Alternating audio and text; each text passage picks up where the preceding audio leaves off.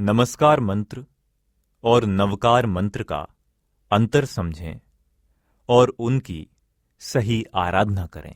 नमस्कार मंत्र 5 पद का है, जिसके माध्यम से हम पंच परमेष्ठी भगवंत को नमस्कार करते हैं।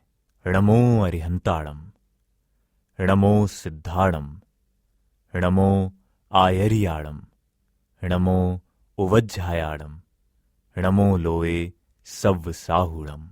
इसे अपराजित मंत्र भी कहा जाता है। यह अनादि अनिधन मंत्र है। यहां पहले 2 पद में अरिहंत और सिद्ध परमात्मा को नमस्कार किया गया है।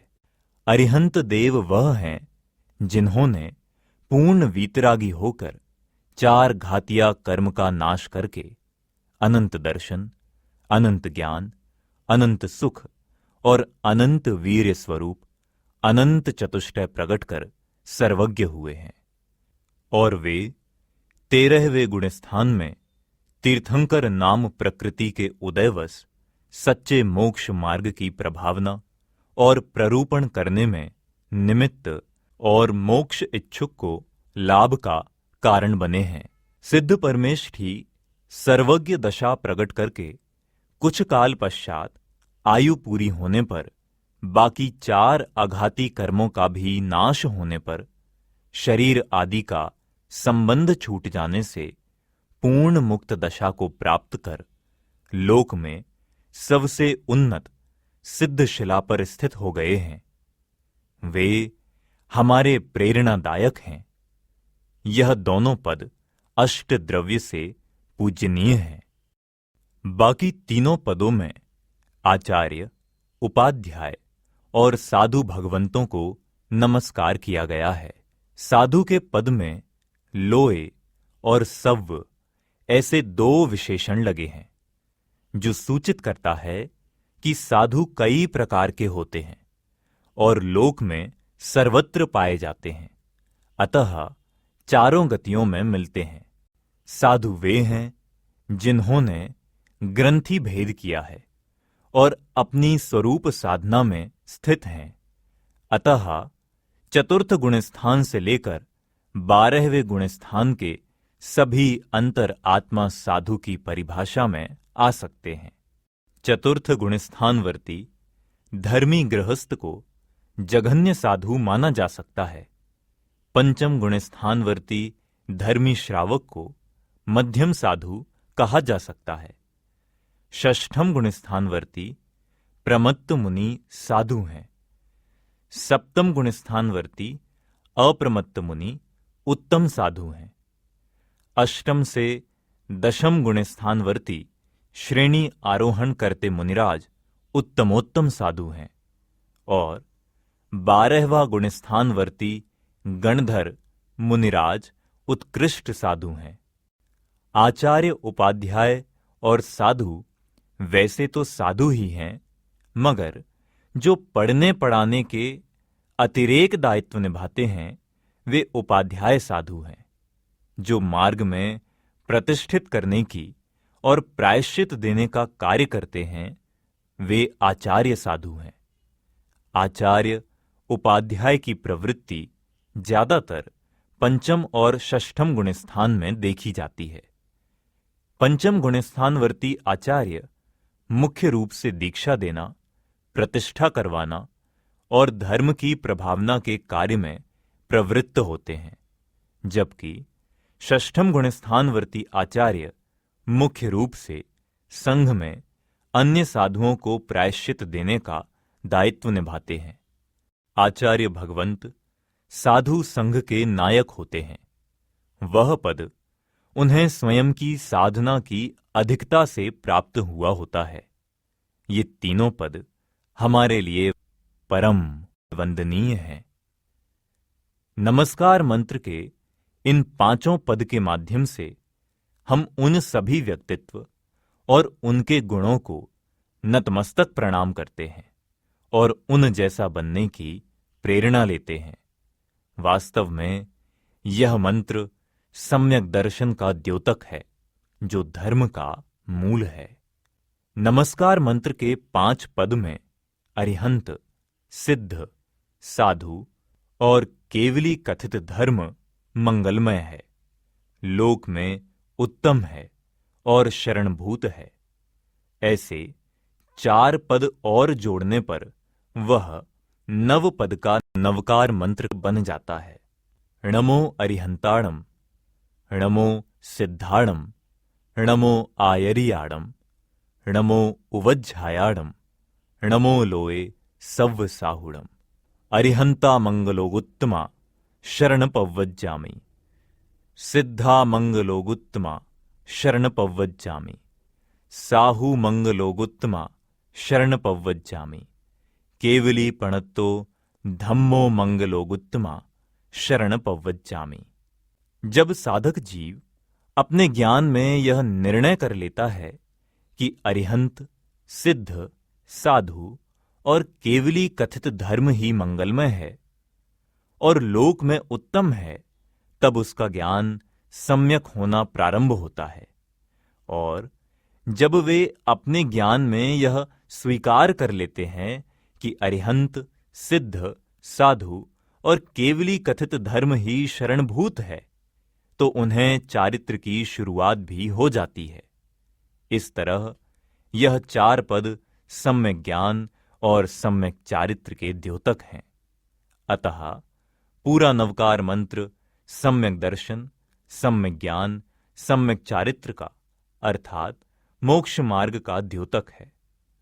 नवकार मंत्र में पद 9 हैं और उनमें ओम से लेकर शब्दावली भी 27 है।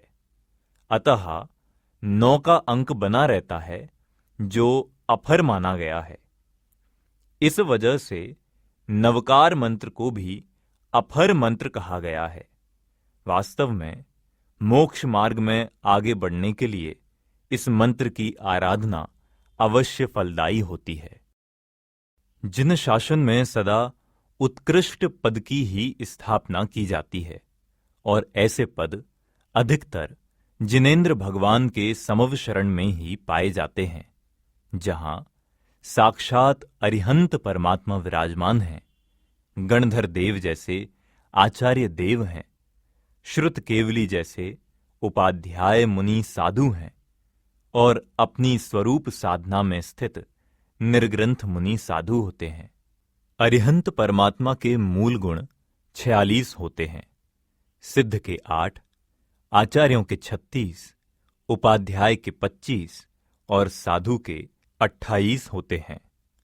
वैसे उपाध्याय के 25 गुणों को देखा जाए तो उन्हें 11 अंग और 14 पूर्व का ज्ञान होना चाहिए, और इतना ज्ञान तो केवली और श्रुत केवली में ही पाया जाता है। महावीर प्रभु के शासन में तो 3 केवली और 5 श्रुत केवली ही हुए। इसका मतलब यह तो नहीं होता कि हम अंग धारक ज्ञानियों को आचार्य उपाध्याय न माने। आचार्य उपाध्याय साधु चतुर्विध संघ की एक व्यवस्था के भाग रूप होते हैं। बाकी तो वे सब अपनी अपनी स्वरूप साधना में मस्त होते हैं। श्रीमद् राजचंद्र ने तो फरमाया है कि आत्मज्ञान वहां मुनिपना, वे सच्चे गुरु होई।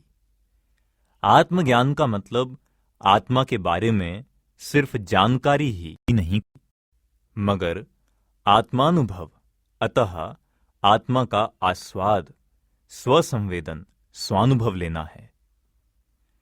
आत्मा ज्ञानानंद स्वभावी है।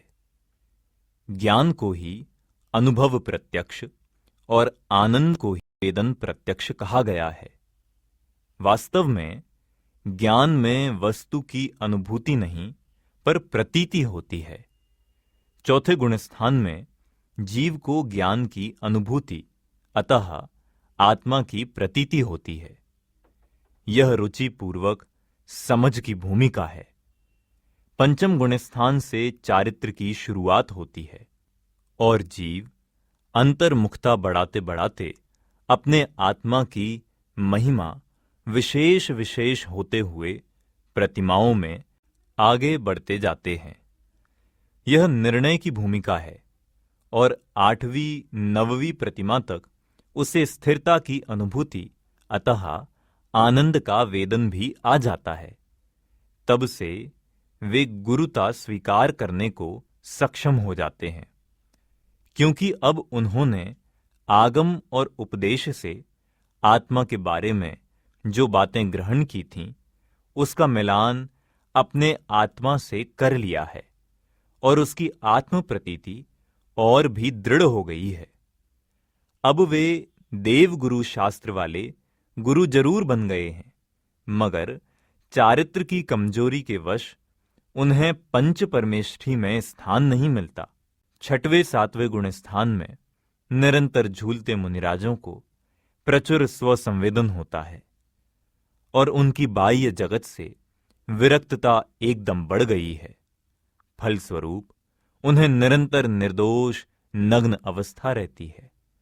अब उन्हें पंच परमेष्ठियों में अवश्य स्थान मिलता है। षष्ठम गुण स्थान संयम की भूमिका होती है और सप्तम गुण स्थान प्रचुर स्वसंवेदन की भूमिका होती है। इस मनुष्य भव की सार्थकता आत्मा की निर्विकल्प अनुभूति तक पहुंचने में ही है। इस प्रकार आचार्य, उपाध्याय और साधु का स्वरूप जानना चाहिए। भेषधारी साधु या नग्नत्व को ही मुनि मानने की गलती कदापि नहीं करनी चाहिए। दिगंबर परंपरा में द्रव्य लिंग को मोक्ष का साधन माना गया है, जबकि श्वेतांबर परंपरा में द्रव्य संयम को वास्तव में वीतराग मार्ग में द्रव्य दृष्टि को ही मोक्ष का साधन माना गया है और वही सत्य है। मोक्ष मार्ग का क्रम इस प्रकार है कि पहले द्रव्य दृष्टिवंत बनकर भाव संयम की ओर आगे बढ़ना है, फिर भावलिंग धारण करना है। द्रव्य दृष्टि के बल से ही आत्म स्वरूप का भाव भासन होता है। इसी के बल पर ही द्रव्य संयम और द्रव्य लिंग धारण होता है। श्वेतांबरत्वता या दिगंबरत्वता बीच में आ सकती है, मगर उसे रुकने या अटकने का स्थान नहीं बनने देना है। श्वेतांबर अपनी दीक्षा को संयम की दीक्षा कहते हैं, जबकि दिगंबरी दीक्षा जिनेश्वरी दीक्षा मानी गई है। अपितु इस दीक्षा में तो 2-3 भव में ही निर्वाण सुनिश्चित कर लेना होता है। हे मोक्षक्षुक, श्वेतांबरता दिगंबरता में न उलझें और वीतरागता की ओर आगे बढ़कर अपने आत्मा को जानें, पहचानें, आस्वाद लें, अनुभव करें और उसी में एकाकार हो जावें। नित्य निरंजन। वीतराग धर्म, वस्तु धर्म, वीतराग धर्म, वास्तविक धर्म, वीतराग धर्म, विश्व धर्म।